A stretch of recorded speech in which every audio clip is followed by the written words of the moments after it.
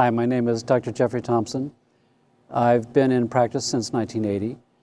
I was licensed as a chiropractor, started out as an artist and musician. I've been playing instruments since I was a kid. I've played all kinds of different stringed instruments.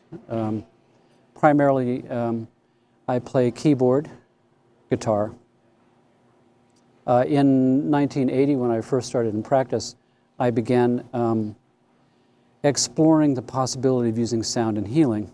And because I was licensed as a chiropractor, I really started with the idea of trying to make a chiropractic adjustment using precisely tuned sound frequencies, on the idea that each vertebra is a different shape, density, and mass, and you should be able to resonate a specific vertebra with a highly specific frequency.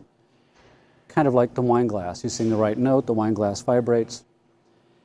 And when I put that to the test, it worked out much easier than I thought it was going to, and that was pretty much the beginning. I moved on to doing advanced forms of cranial work using specific sound frequencies tuned to specific cranial bones, and then organs, and eventually the brain. And in 1988, my work had brought me to the point where I sold my practice, sold my house, and moved to California to pursue this kind of full-time. And I established a research center and a clinic. And since that date in 1988, all of my work has been sound work. I still have an active practice, and that formed the basis for my research,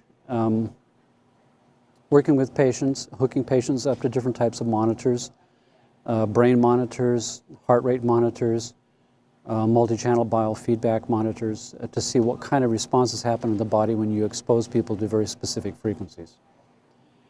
Parallel to that, I was still an active composer and artist, and I began producing albums of my music, but it had been transformed at that point. And now I was beginning to explore the possibility of using certain types of sounds built into a musical track for a new form of bringing science and art together more precisely. In that case, it was more in the realm of something called brainwave entrainment, using certain types of sound pulses that are pulsing at a brainwave speed that cause the brainwaves to time themselves to the speed of this pulse, and therefore changing your state of consciousness. And I think the earliest use of that was probably shamanic drumming practices, where you are pounding. If you can listen to a recording of a shamanic drumming practice going, you'll hear the speed of that pulse of the drum beat is around 4.5 cycles per second, which is a deep theta brainwave state, pretty much where your brain goes when you're dreaming. And that means that you can take this drum beat pattern in a deep theta brainwave state that's associated with dreaming and transform your brainwave state from an awake state up here in beta and gradually pull it down into a deep level dream state without going to sleep first. Pretty much a classic definition of a shamanic trance state, with the possibility of using sound pulses as a brainwave entrainment tool to take your brainwaves from wherever they are and have them attempt to match up to the speed of this sound pulse. You now have a tool to orchestrate states of consciousness to wherever you want them to go. So if we take this kind of knowledge and we combine it with different kind of research projects that we see before us that equate specific brainwave activity on EEG with specific states of consciousness, and then we can identify states of consciousness that we know are desirable states we'd like to go to. States of deeper meditation, the flow state, expanded learning and memory states, relaxation states, healing states, creativity states. And we can identify those on EEG, and then we can use sound frequencies to entrain brainwaves to those precise states. We have a great tool for orchestrating things that we weren't able to do beforehand. Now, I think that this is pretty much the way that people have been using sound for thousands of years in different cultures to orchestrate states of consciousness. And orchestrating states of consciousness to the deepest states that we can achieve, particularly with higher states of meditation, is pretty much what I see in my practice. When people go to transformational inner experiences where they have a personal revelation, that's usually when the foundational levels of healing take place. The fact that a person comes in with a certain handle, I have back pain, I have headaches, that's not the real problem. That's the smoke alarm going off in the house that shows you've got a fire. But removing the batteries from the smoke alarm is not the answer. It might be the answer while you search for the fire because it's annoying, but it's not the final answer.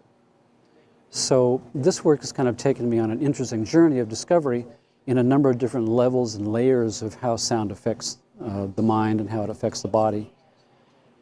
And bridging that gap between a practice as a holistic practitioner and different medical realms that I've become part of, because the focus of my work has been using modern computer-based scientific medical monitoring systems to monitor the brain's response and the nervous system's response to specific sound waves, specific types of music, specific types of sounds, and combining those and aligning them together in soundtracks or individually for patients has pretty much been where my work has taken me. And it's aligned me with seeing over time, over the years, with large patient populations, I can see certain trends kind of on a bell curve where 80% of the people will respond and 20% will kind of drop off the edge in a generic kind of soundtrack that can show which types of sounds, which types of chord combinations, which type of music, what kind of brain entrainment frequencies, what kind of underlying sounds, 3D processing, nature sounds, things like that, can combine together most effectively for a broader response to create generic CDs that are sold in the general market. So those combined together with other aspects. For instance, a certain part of my work led to the development of sound table, a table that a person lays on, kind of like a massage table, that has special low-frequency transducers that are kind of like speakers that produce low-frequency tones to drive the sound right into your body as a vibrational experience in your cells, and seeing that certain octave ranges target different specific body tissues. For instance, if I play a 500 hertz sound tone or range of sound tones, that's the top end of what your body experiences as vibration sense. And vibration sense is separate from hearing. Vibration sense is mediated through 4 different skin sensors that communicate to the spinal cord and are processed in the brainstem. And hearing is 20 to 20,000 hertz. And vibration sense of these sensors in the skin and the brainstem are 0.2 hertz to 500 hertz. So if I have special transducers built into a sound table that's putting 20 to 500 hertz into your body as an experience, I can tune different octaves that will target skin as a sensation, or muscles as a sensation with a different octave, or joint tissue and joint capsules, tendons, ligaments, with another octave. There's an octave below that, that's a bone conduction octave. Octaves below that are fluid conduction octaves, like cells.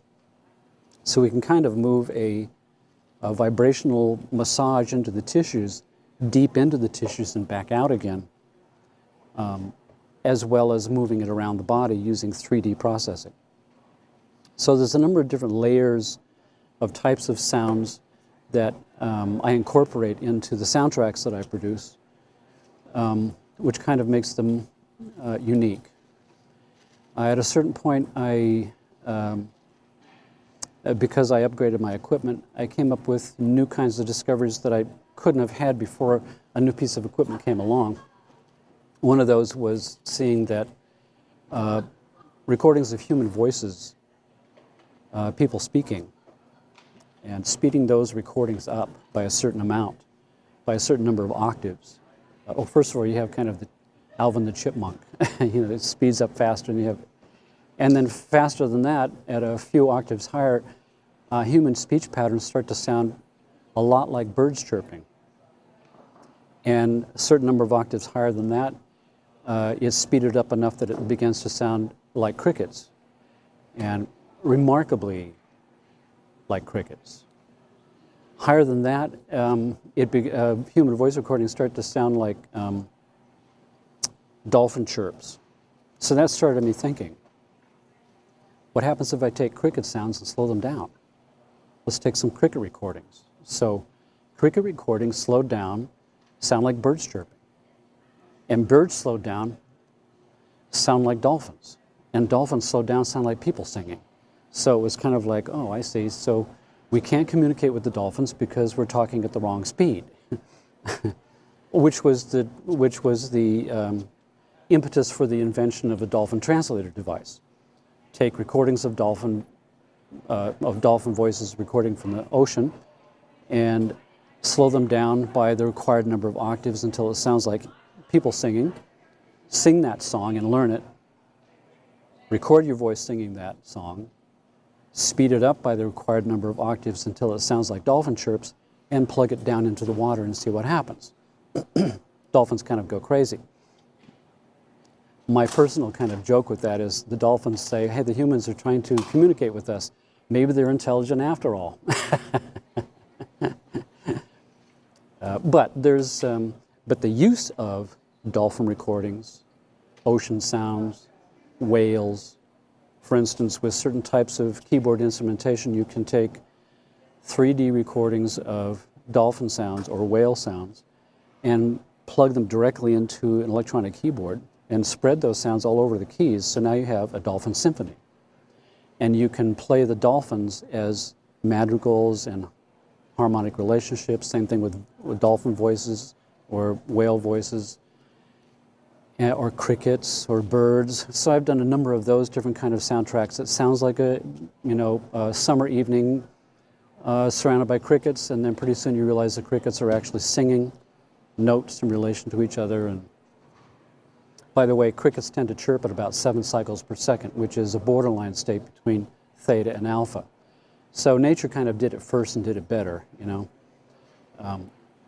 So incorporating all these kind of different elements together is mostly what my work is all about, and how that work ends up being in generic CDs that are sold in the general market, and how I use that with individual patients. With individual patients, all very, very precisely tuned to your nervous system and your brain with custom CDs that are made for you.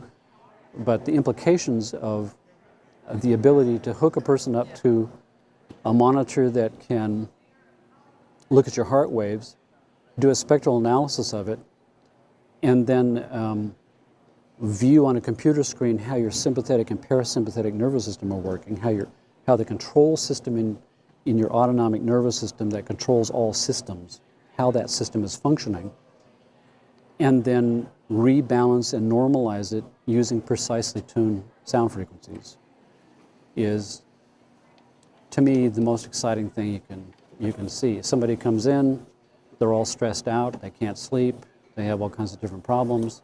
You can hook them up to a monitor and see how their brain is working, how the nervous system is working, and you can balance it using sound frequencies in a clinical scientific setting.